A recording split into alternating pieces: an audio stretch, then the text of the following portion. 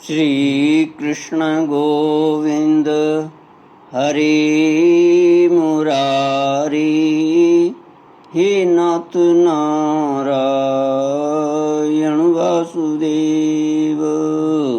श्री कृष्ण गोविंद हरे मुरारी, हे नाथ नारायण वासुदेव। ओम नमो भगवते वासुदेवाय।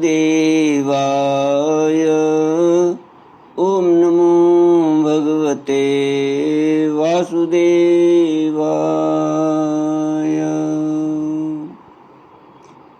कृष्णाय वासुदेवाय हरये परमात्मने प्रणतक्लेशनाशाय गोविन्दाय नमो नमः।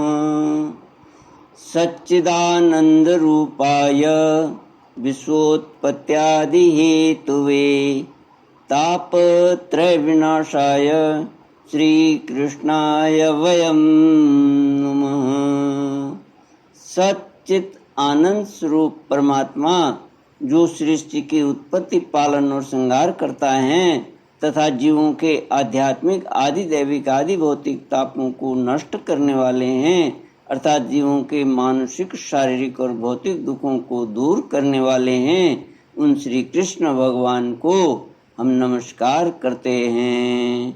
श्री कृष्ण गोविंद हरे मुरारी, हे नाथ नारायण वासुदेव।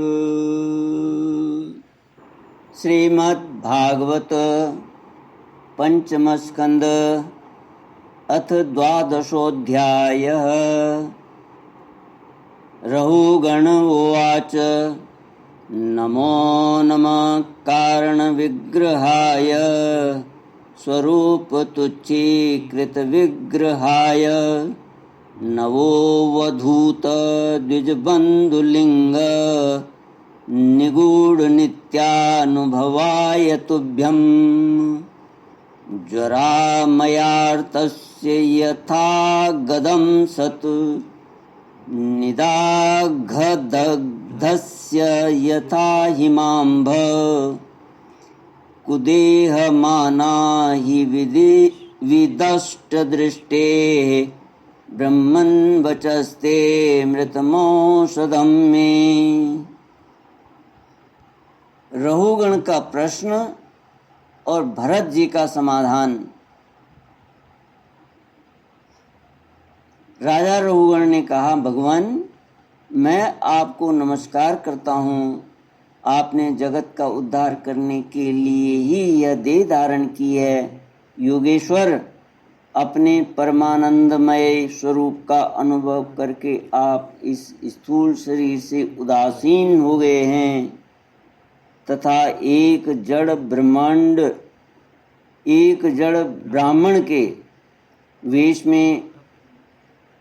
के वेश से अपने नित्य ज्ञानमय स्वरूप को जन साधारण की दृष्टि से ओझल किए हुए हैं। मैं आपको बार बार नमस्कार करता हूँ। ब्राह्मण, जिस प्रकार ज्वर से पीड़ित रोगी के लिए मीठी औषधि और धूप से तपे हुए पुरुष के लिए शीतल जल अमृत तुल्य होता है, उसी प्रकार मेरे लिए, जिसकी विवेक बुद्धि को देहाभिमान रूप विषैले सर्प ने डस लिया है, आपके वचन अमृतमय औषधि के समान हैं। देव, मैं आपसे अपने संशयों की निवृत्ति तो पीछे कराऊंगा। पहले तो इस समय आपने जो अध्यात्म योग में उपदेश दिया है उसी को सरल करके समझाइए। उसे समझने की मुझे बड़ी उत्कंठा है। योगेश्वर, आपने जो यह कहा कि भार उठाने की क्रिया तथा उससे जो श्रम रूप फल होता है वे दोनों ही प्रत्यक्ष होने पर भी केवल व्यवहार मूल के ही हैं, वास्तव में सत्य नहीं हैं। वे तत्व विचार के सामने कुछ भी नहीं ठहरते। सो इस विषय में मेरा मन चक्कर खा रहा है। आपके इस कथन का मर्म मेरी समझ में नहीं आ रहा है। जड़ भरत ने कहा, पृथ्वी पते, यह देह पृथ्वी का विकार है। पाषाण आदि से इसका क्या भेद है?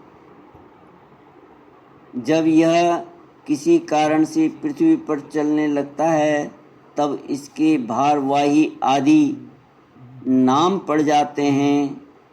इसके दो चरण हैं, उनके ऊपर कर्म से टखने, पिंडली, घुटने, जांग, कमर, वक्षस्थल, गर्दन और कंधे आदि अंग हैं। कंधों के ऊपर लकड़ी की पालकी रखी हुई है। उसमें भी सौवीर राज नामक एक पार्थिव विकार ही है, जिसमें आत्मबुद्धि रूप अभिमान करने से मैं सिंधु देश का राजा हूँ, इस प्रबल मद से अंधे हो रहे हो, किंतु इसी से तुम्हारी कोई श्रेष्ठता सिद्ध नहीं होती। वास्तव में तो तुम बड़े क्रूर और धृष्ट ही हो।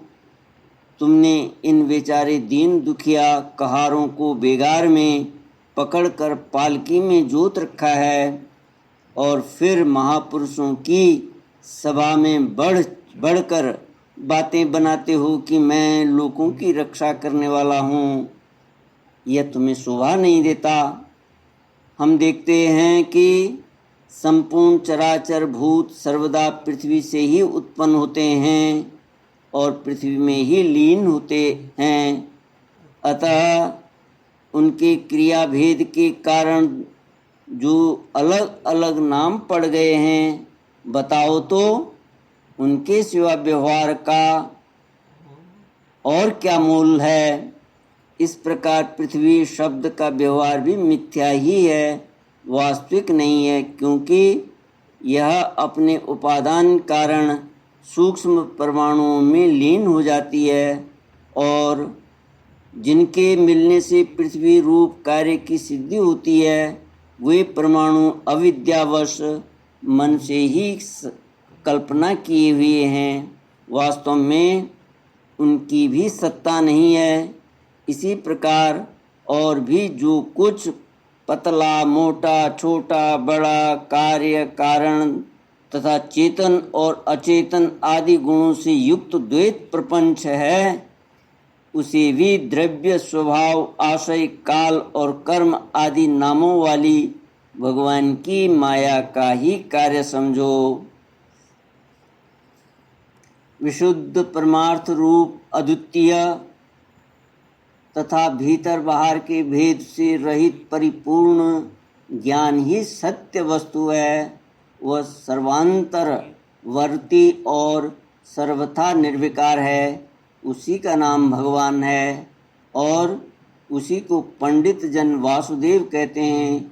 रहुगण महापुरुषों के चरणों की धूलि से अपने को नहलाए बिना केवल तप, यज्ञ आदि वैदिक कर्म, अन्न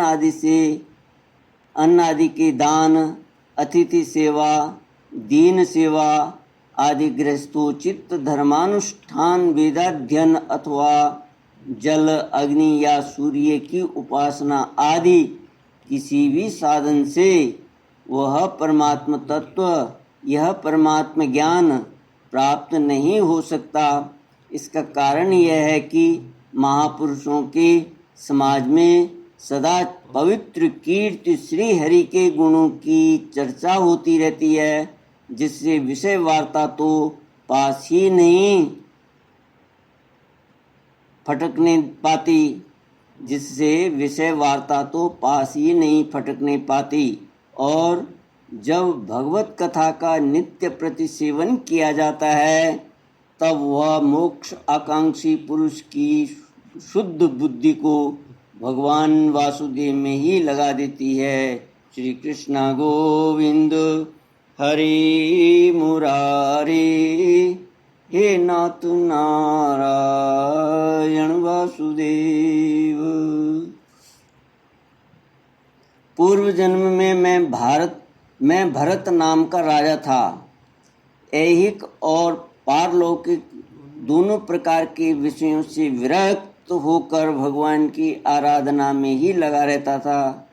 तो भी एक मृग में आसक्ति हो जाने से मुझे परमार्थ से भ्रष्ट होकर अगले जन्म में मृग बनना पड़ा। किंतु भगवान श्री कृष्ण की आराधना के प्रभाव से उस मृग योनि में भी मेरी पूर्व जन्म की स्मृति लुप्त नहीं हुई। इसी से अब मैं जन संसर्ग से डरकर सर्वथा असंग भाव से गुप्त रूप से ही विचरता रहता हूँ। सारांश यह है कि विरक्त महापुरुषों के सत्संग से प्राप्त ज्ञान रूप खड्ग के द्वारा मनुष्य को इस लोक में ही अपने मोह बंधन को काट डालना चाहिए।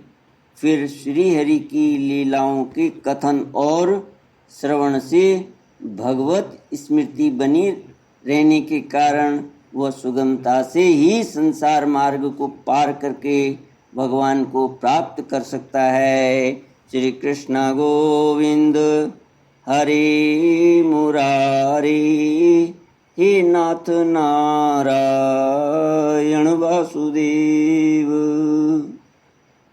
इति श्रीमद्भागवते महापुराणे पारमहंस्यां संहितायां पंचमस्कन्धे ब्राह्मण रहुगण संवादे 12ोऽध्यायः। ओम पूर्णमद पूर्णमिदं पूर्णात् पूर्णमुदच्यते पूर्णस्य पूर्णमादाय पूर्णमेवावशिष्यते। ओम शांति शांति शांति। हरि ओम। श्री गुरुभ्यो नमः। हरि